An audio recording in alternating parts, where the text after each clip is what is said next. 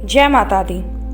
स्वामी विवेकानंद का जन्म 12 जनवरी सन 1863 को हुआ। उनके घर का नाम नरेंद्र दत्त था।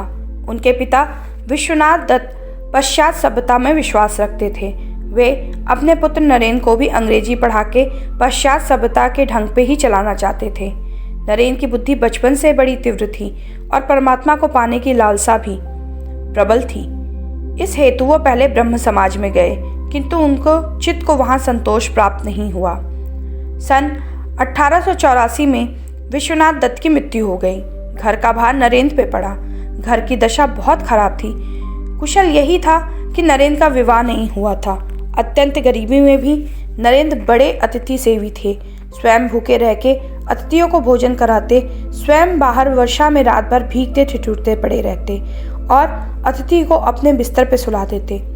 रामकृष्ण परमहंस की प्रशंसा सुन के नरेंद्र उनके पास पहले तो तर्क करने के विचार से ही गए थे, किंतु परमहंस जी ने देखा कि ये वही शिष्य है जिसे वर्षों से वो खोज रहे थे। परमहंस जी की कृपा से इनको आत्म साक्षात्कार हुआ और फलस्वरूप नरेंद्र परमहंस जी के शिष्यों में प्रमुख हो गए। संन्यास लेने के बाद ही इनका नाम विवेकानंद हुआ। स्वामी विवेकानंद अपने जीवन में अपने गुरुदेव रामकृष्ण परमहंस को समर्पित कर चुके थे। गुरुदेव के शरीर त्याग के दिनों में अपने घर और कुटुंब की नाजुक हालत की परवाह किए बिना, स्वयं के भोजन की परवाह किए बिना गुरु सेवा में सतत हाजिर रहे। गुरुदेव का शरीर अत्यंत रुग्ण हो गया था। कैंसर के कारण गले से थूक, रक्त, कफ आदि निकलता था। इन सब की सफाई वो खूब ध्यान से करते थे। एक बार किसी ने गुरुदेव की सेवा में घृणा और लापरवाह दिखाई तो घृणा से नाक भौं सिकुड़ी। ये देख के विवेकानंद को अत्यंत क्रोध आ गया। उस गुरु भाई को पाठ पढ़ाते हुए और गुरुदेव के प्रतीक वस्तुओं के प्रति प्रेम दर्शाते हुए उनके बिस्तर के पास रक्त, कफ आदि से भरी थूक दाने उठा के पूरी पी गए। गुरु के प्रति ऐसे अनन्य भक्ति और निष्ठा के प्रताप से ही वे अपने गुरु के शरीर और उनके दिव्यतम आदेशों की उत्तम सेवा कर सके। गुरुदेव को वो समझ सके, स्वयं के अस्तित्व को गुरुदेव के स्वरूप में विलीन कर सके, समग्र विश्व में भारत के अमूल्य आध्यात्मिक खजाने की खुशबू को फैला सके। इस महान व्यक्तित्व की नींव में ही ऐसी गुरु भक्ति, गुरु सेवा और गुरु के प्रति अनन्य निष्ठा थी। 25 वर्ष की अवस्था में नरेंद्र दत्त ने गेहुआ वस्त्र पहन लिए।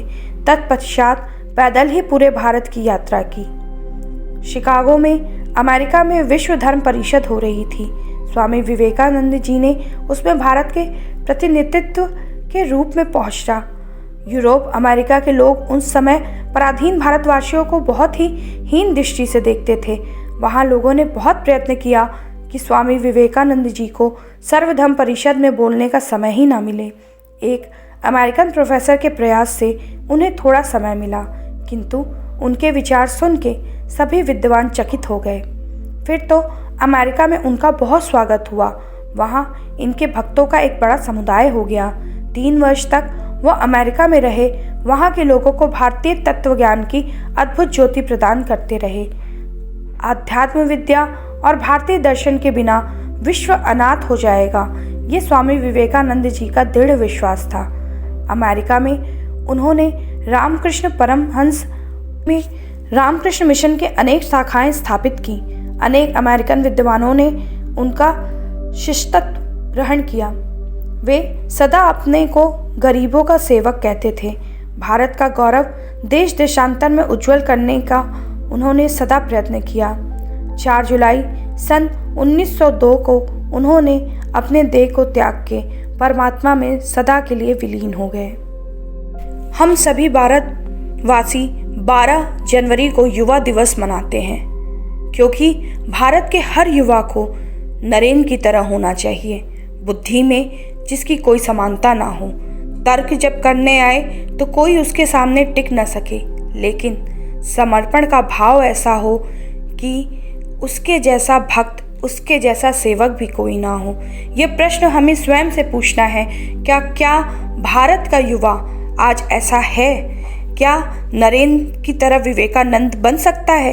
क्या विवेकानंद की तरह जब पूरा भारतवर्ष पराधीन था तब उसने भारत को एक ताज के रूप में शिकागो में स्थापित किया।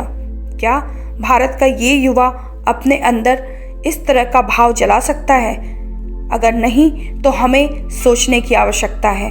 हम सभी भारतवासी हैं, हम सभी को अपने अंदर की इस ज्योति को जलाना है और भारत को फिर से विश्व गुरु बनाना है। इसी आशा विश्वास के साथ फिर मिलेंगे एक नई सोच, एक नई बात के साथ।